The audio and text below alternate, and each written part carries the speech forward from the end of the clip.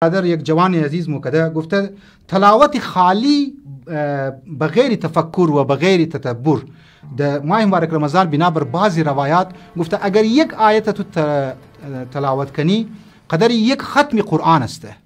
روایت به طور کلی مطلق گفته. این عزیزم که سوال کرده واقعا سوالش دقت کرده و واقعا جای خوشیه که این سوال دقت کرده. گفته این روایت آیا انصراف به زی داره، یعنی معنای آیا این معنای زی روایت که اونهایی که یک آیت را با دقت با تدبر با تفکر و تفاسیر مور نگاه مونه اونها را یک ختم قرآن میلاو میشه یک آیت تلاوت چی یا نه افراد عادی را میلاو میشه کدام را میلاو میشه. مؤمن معاشی خو میگرنی بسیاری از افراد هست پیر هستن اونا تفاسیر خبر نیست ترجمه را نمیفهمن دقت نمیتونن می آیات قرآن.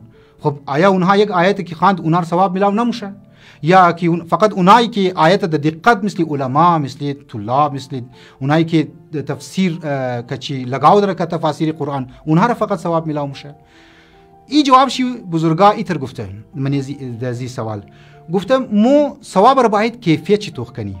ثواب از خود مرحله واره. اونایی که یک آیت قرآن را بغیر تدبر میخوانن یعنی تلاوت مونن و بغیر تفکر میخوانن بغیر تفسیر میخوانن اونها هم یک برابری یک قرآن ختم قرآن ثواب میلاو میشه. اونهایی که آیت را با تدبر با تفکر میخوانه یک آیت را اونها هم ختم یک قرآن ثواب میلاو میشه. لیکن تفکیک در این فرق چیه؟ فرق چیه که او آدم که عادی تلاوت مونه او را یک ختم کلی یعنی ختم پورا قرآن عادی ثواب میلاو میشه. یعنی او پورا قرآن را خوانده به طور عادی میتر که آیت را متر خوانده قرآن را متر ثواب میلاو میشه.